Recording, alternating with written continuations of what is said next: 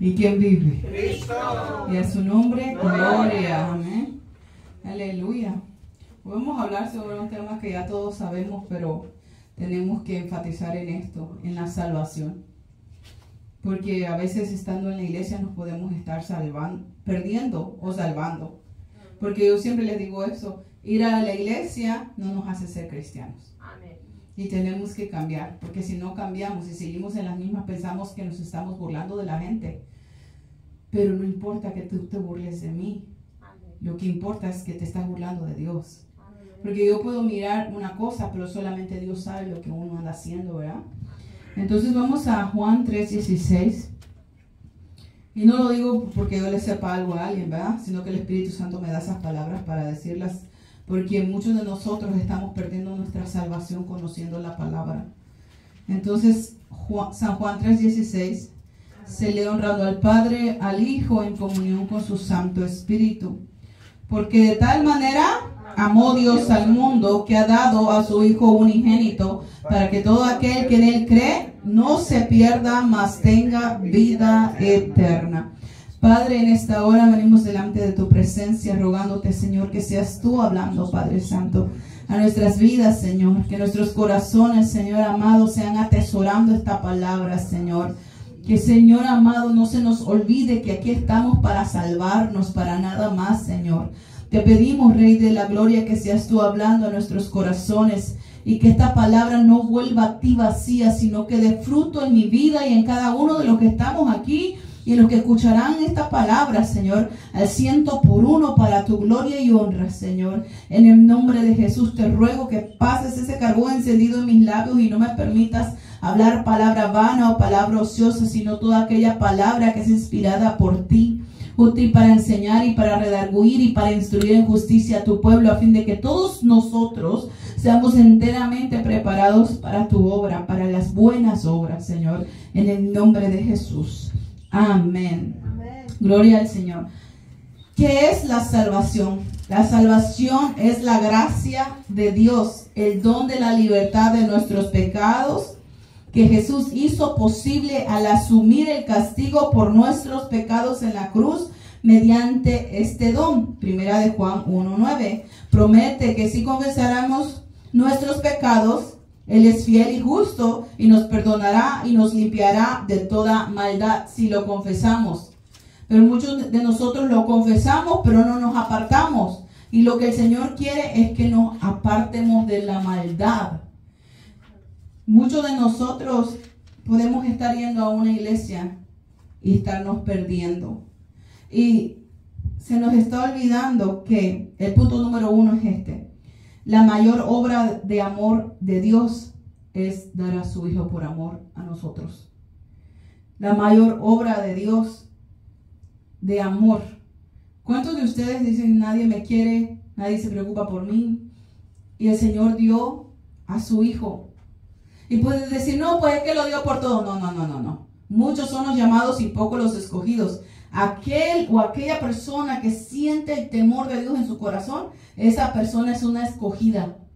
Aquella persona que le duele fallarle a Dios, aquella persona que se duele no estar bien con el Señor, aquella persona es una escogida. ¿Por qué? Porque mucha gente, hermanos, sí o no, yo creo que todos conocemos gente que no le da ni frío ni calor hacer lo que sea con su vida y conoce la palabra.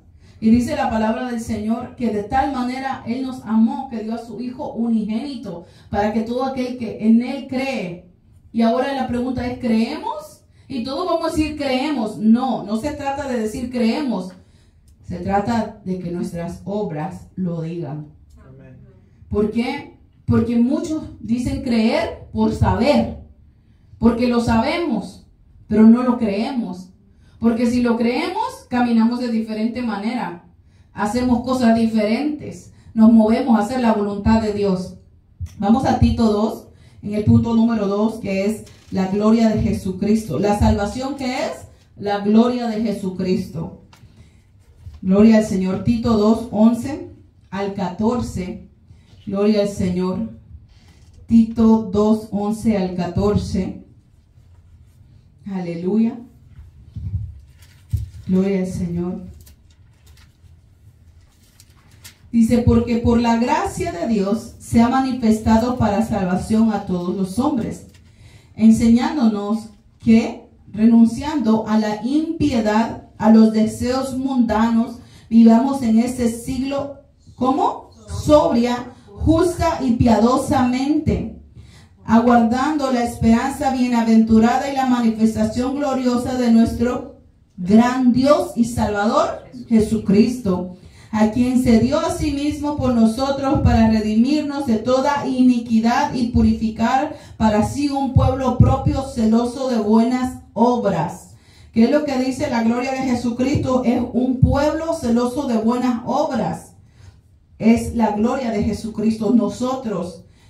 Porque dice la palabra del Señor que cuando Él va a venir a levantarse a sí mismo, vendrá a recogerse a sí mismo.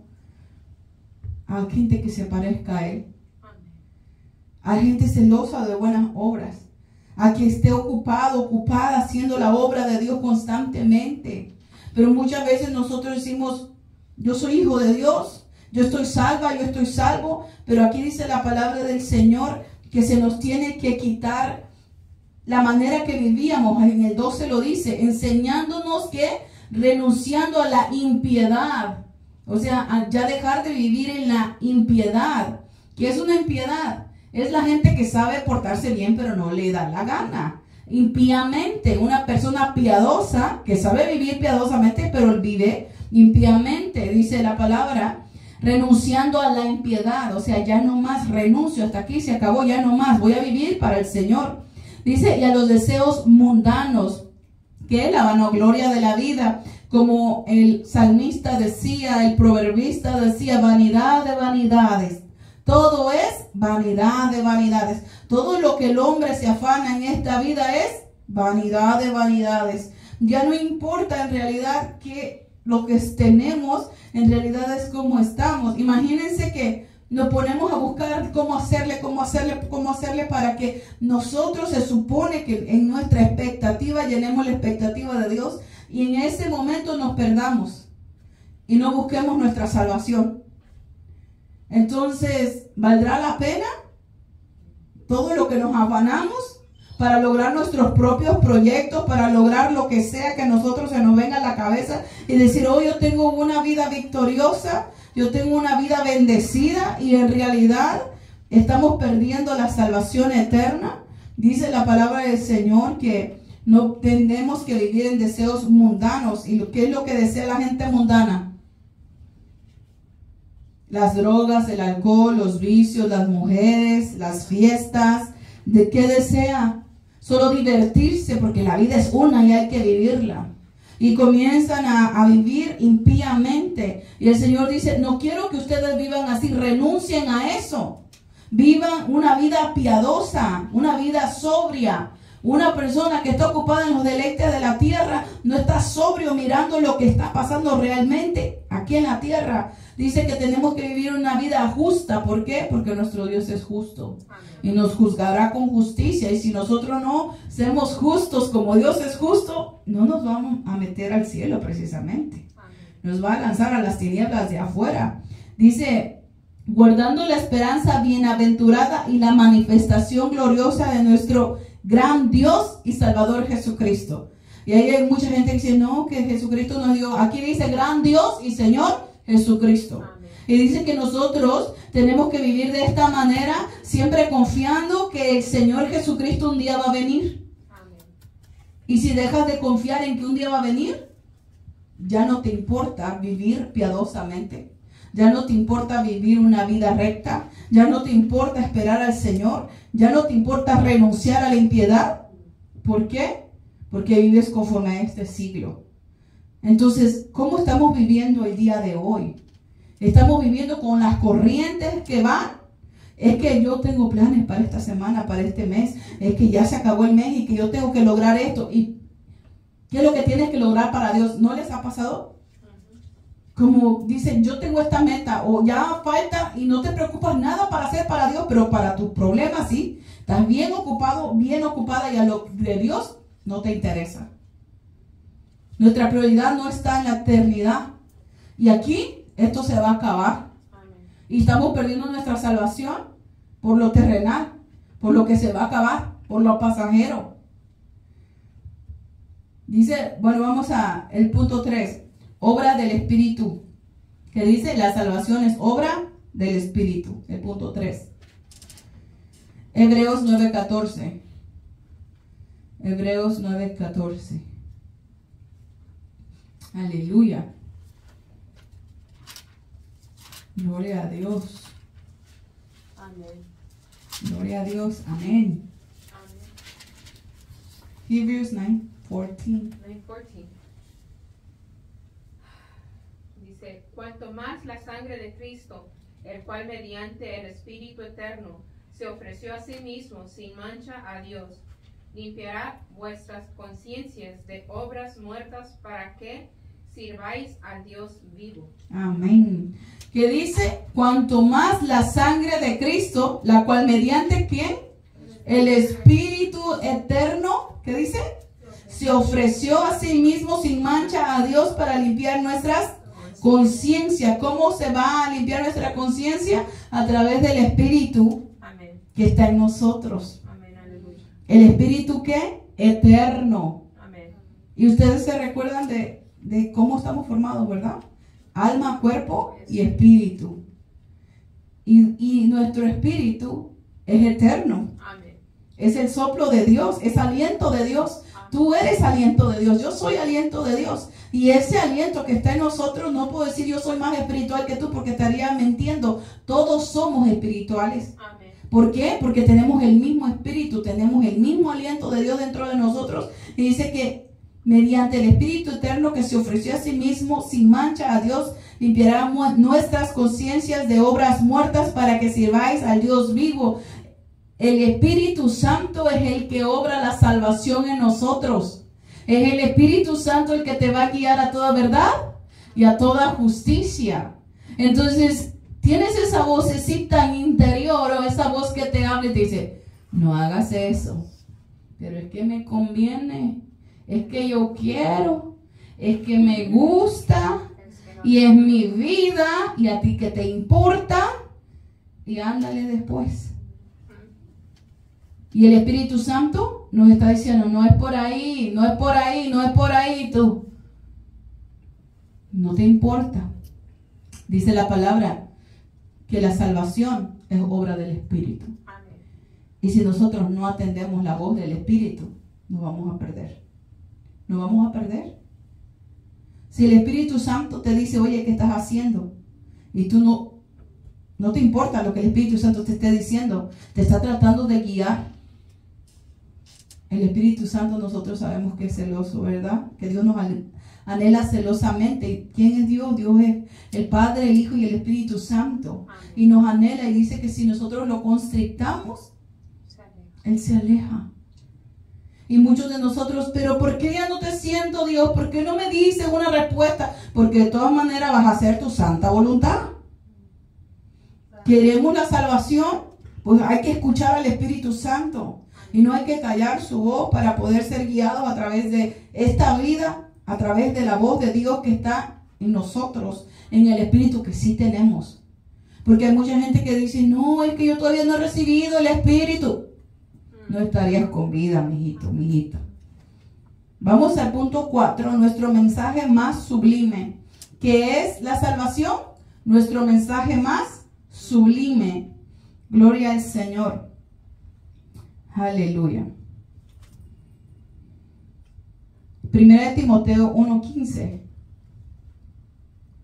Primera de Timoteo 1:15. Gloria al Señor. Aleluya. Palabra fiel y digna de ser recibida por todos, que Cristo Jesús vino al mundo para salvar a los pecadores, de los cuales yo soy el primero. Entonces, cuando uno va a traer ese mensaje de la salvación, nuestro mensaje más sublime es, primero me salvó a mí. Me dijo una hermana, la hermana Reina de Prundle, me dijo, pastora, pude predicar en México. Ella fue a México. Pude predicar en México y tuve valor por todo lo que usted predica. Gloria a Dios. porque no prediqué quizás mucha Biblia, pero prediqué por mi testimonio. Y dice, y me dijeron, no dejes de predicar, se mira que tú amas mucho a Dios.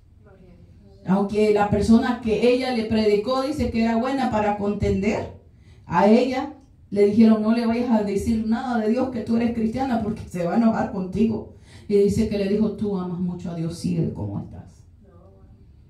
Y es que si tú permites que el mensaje no sea ir a apedrear a la gente, sino que tú seas el mensaje, Cristo me cambió a mí. Amén. Entonces la gente dice, pues si la cambió a ella o a él, porque nosotros sabemos cómo nos las gastábamos, ¿verdad? Amén. No nos hagamos, porque si le llegas a... Cristo te puede salvar. Y dice, ¿y tú? ¿Cómo para cuándo te irás a salvar? Tiene que haber un cambio. Tiene que haber un cambio. ¿Para qué? Para que la gente quiera seguir escuchándote y diga, no, pues sí, sigue como va, no te vayas a seguir perdiendo. Y ahí miran el testimonio vivo en nosotros. Amén. Miren, vamos al punto 5, que es la fuente de poder de la iglesia. ¿Qué es la salvación? El poder de la iglesia. Efesios 3, 1 al 14. La fuente de poder de la iglesia es la salvación, o al revés, como lo quieran escribir, es lo mismo. Efesios 3, 1 al 14. ¿Por qué? Porque muchos de nosotros decimos, ¿pero qué vamos a predicar? Un evangelio de poder. Un evangelio de sanidad, un evangelio que rompe cadenas, que libera al cautivo, que le sana a los enfermos, que resucita a muertos. Es un evangelio de poder. Amén. Bueno, no sé qué evangelio escucharon ustedes cuando se salvaron, que vinieron a Cristo, pero a mí siempre me han predicado un evangelio de poder. Y hay muchas veces que falta el poder, que no se mira, pero nosotros no podemos decir, ¿y cómo será que es el evangelio? Aquí pasan un montón de cosas. Así que dice Efesios 3, 1. Por esa causa, yo, Pablo, prisionero de Cristo Jesús, por vosotros los gentiles, si es que habéis oído de la administración de la gracia de Dios que me fue dada para con vosotros, que por revelación me fue declarado el ministerio, como antes lo he escrito brevemente, leyendo lo cual podéis entender cuál sea mi conocimiento en el ministerio de Cristo. Ministerio que en otras generaciones no se dio a conocer a los hijos de los hombres, como ahora es revelado a sus santos apóstoles y profetas. ¿Por dónde? Por el Espíritu. Dice que los gentiles son coherederos y miembros del mismo cuerpo y coparticipantes de la promesa de Cristo Jesús, por medio del evangelio, del cual yo fui hecho ministro por el don de gracia de Dios que me ha sido dado según la operación de su poder. A mí, yo soy menos que el más pequeño de todos los santos. Me fue dada esta gracia de anunciar entre los gentiles el evangelio de las inescrutables riquezas de Cristo, y de aclarar a todos cuál sea la dispensación del ministerio escondido desde los siglos de los siglos, que creó todas las cosas, para que la multiforme sabiduría de Dios sea ahora dada a conocer por medio de la iglesia a los que principados, potestades en los lugares celestiales, conforme al propósito eterno que hizo en Cristo Jesús nuestro Señor, en quien tenemos seguridad y acceso con confianza por medio de la fe en Él. Por lo cual pido que no desmayéis a causa de mis tribulaciones por vosotros, las cuales son vuestra gloria. Por esta causa doblo mis rodillas ante el Padre de nuestro Señor Jesucristo. O sea, ¿delante de quién? Delante de Dios. Que decía, ustedes no se preocupen por mí, yo voy a seguir adelante. Porque decía, esto que ustedes están mirando, los padecimientos, es realmente, para Él, era una gloria. Amén. Cuando te duele algo, cuando estás padeciendo lo que sea, por servicio a Dios, you don't regret it. ¿Cómo se dice? No te arrepientes. No te arrepientes de padecerlo. No te arrepientes de... Yo me recuerdo cuando yo estaba bien mal de mi espalda. Y la hermana es testiga. Hay veces yo miraba la gloria de Dios, sanidades, sanidades, sanidades, liberaciones, vomitaban los demonios y yo llegando a la casa no me podía bajar. Y ella prácticamente me bajaba casi cargando porque no podía caminar. Entonces mucha gente hubiera hecho pobrecita, pero estaba agradando al Padre. Estaba haciendo algo que un día me van a recompensar por eso. Es la fuente de la gloria de la iglesia, sufrir padecimientos por el amor al evangelio. Amén. Y dice la palabra del Señor que por esta causa yo, Pablo, prisionero de Cristo. ¿De dónde estaba escribiendo él? De la prisión. Y le estaba dando ánimos a los que estaban libres. Amén. Y así estamos muchas veces. Hay gente que te está dando ánimo y son las que necesitan el ánimo. Y ese es el evangelio que nosotros tenemos que predicar. Un evangelio de poder, porque no predicamos de nosotros, predicamos del poder de Dios. De un evangelio que no cambia, que sigue hasta el día de hoy sanando, restaurando, levantando, quebrando cadenas y liberando a los cautivos. Vamos al punto 6, que es el mayor milagro de todos los tiempos. La salvación es el mayor milagro de todos los tiempos. Primera de Pedro 1, 10 al 14. Gloria al Señor. Y sí, porque todos nosotros podemos ver mucha gente desfila por esta iglesia. Pero ¿a qué vienen? Primera de Pedro 1, 10 al 14. ¿A qué vienen? Por una sanidad, por una liberación, por un milagro. Incluso le hemos preguntado, ¿quieren aceptar a Cristo? No, ahorita no, hay después.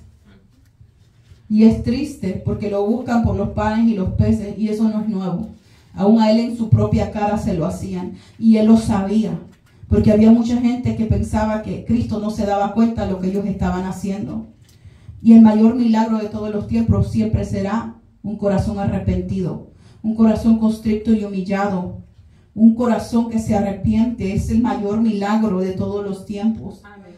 Dice la palabra, los profetas que profetizaron de la gracia destinada a vosotros inquirieron y diligentemente indagaron acerca de esta salvación, escudriñando qué persona y qué tiempo indicaba el Espíritu de Cristo que estaba en ellos, el cual anunciaba de antemano los sufrimientos de Cristo y las glorias que vendrían tras ellos. A estos se les reveló que no para sí mismos, sino ¿para quién? Para nosotros administraban las cosas que ahora os son anunciadas por los que os han predicado el Evangelio por el Espíritu Santo enviado del cielo, cosas de las cuales anhelaban mirar los ángeles. Por tanto, ceñid los lomos de vuestro entendimiento, sed ¿qué? Sobrios, y esperar completo en la gracia que se os traerá cuando ¿qué? Cuando Jesucristo sea manifestado como hijos ¿qué? Obedientes. Como hijos ¿qué? Obedientes. No os conforméis a los deseos que antes tenías estando en vuestra ignorancia. Porque antes ignorantemente hacías lo que se te daba la gana con tu vida y decías, es mi vida. Y pagabas consecuencia y consecuencia y consecuencia. Y era un círculo vicioso y siempre pasaba lo mismo y siempre te pasaba lo mismo porque tú no cambiabas tu proceder. Porque decías, es que yo soy así. ¿Y quién me va a cambiar? A ver, si yo soy Reynoso. O yo soy Arellano. O yo soy Ayala. O yo, excuse me. Se deja que se me salga los salvadoreños, te saco la guarizama, ¿no es? Oh, lo que sea. Bueno, el caso es que muchos de nosotros nos escudamos en los otros. No, nosotros éramos así. Nosotros éramos así, siempre andábamos no buscando quién nos las hizo, sino quién nos las pague. ¿Y cuánto ya cambiamos? Dice la palabra del Señor, por tanto, ceñid los lomos de vuestro entendimiento. ¿Tenemos entendimiento o todavía no? Porque muchas veces sabemos, pero no creemos. Dice, ceñid los lomos de vuestro entendimiento, sed sobrios y esperar por completo la gracia que os traerá cuando Jesucristo sea manifestado como hijos obedientes. Te dice el Señor, no hagas esto, mija, que te va a ir mal, no hagas esto, mijo, que te va a ir mal, y tú, y pum, al piso. Te dije, sí, Señor, pero es que tú sabes que yo, sí, por eso estás pagando consecuencias. Dice, y como hijos obedientes, no os conforméis a los deseos que antes tenías. ¿Qué dice? Que si tú te conformas a los deseos que tú quieres, es que es mi vida, es que yo quiero, es que eso me gusta, y no eres obediente, tú vas a sufrir. ¿Quién va a sufrir? Tú. Porque son tus consecuencias, es tu pecado, es tu vida. Entonces es tu salvación también. Dice que antes tenías, estando en vuestra ignorancia, antes ignorábamos que íbamos a tener una retribución de nuestras malas decisiones. Antes no sabíamos, bueno, pues esta es mi vida y pues es una y hay que vivirla. Y entonces no pensábamos que iba a haber una consecuencia eterna. ¿Cuántos estamos trabajando para nuestra consecuencia eterna? Que sea buena o sea mala. Porque todo acto tiene consecuencia. El punto 7, la mayor alabanza en el cielo.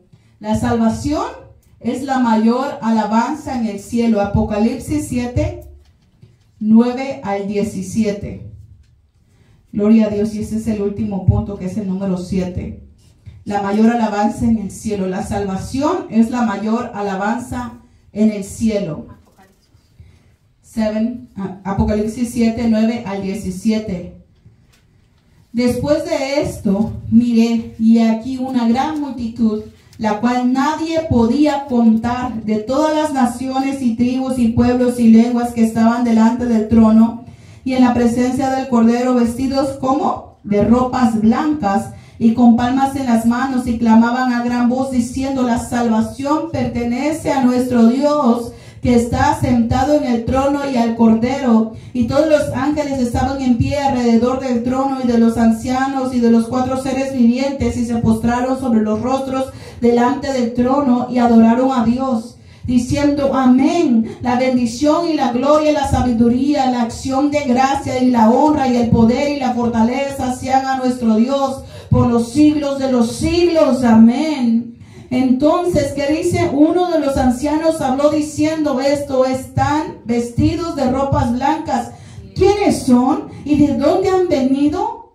¿Y qué dice el 14? Yo le dije: Señor, tú lo sabes. Y él me dijo: estos son los que han salido de la gran tribulación y han lavado sus ropas y han blanqueado en la sangre del Cordero. Por esto están delante del trono de Dios y les sirven, ¿qué? Día y de noche en su templo. ¿Y cuántos les gusta venir al templo a servir? Y en la eternidad vamos a servir, y si no servimos, pues ay Dios mío, ¿qué vamos a hacer? Dice la palabra del Señor: porque están delante del trono de Dios y le sirven de día y de noche en su templo, y el que está sentado sobre el trono extenderá su tabernáculo sobre ellos. Ya no tendrán hambre ni sed, y el sol no caerá más sobre ellos, ni el calor alguno, porque el Cordero que está en medio del trono los pastoreará, los guiará a fuentes de agua de vida, y Dios enjuagará toda lágrima de los ojos de ellos. Esta es la salvación que te espera a ti y a mí, que estemos con el Señor para siempre. Ellos van a pasar la gran tribulación, y puedes decir: ellos, yo no voy a pasar. Pero si tú te pones a preguntarte, autoexaminarte, en este momento, si Cristo viene, ¿te vas? ¿Te vas con Él?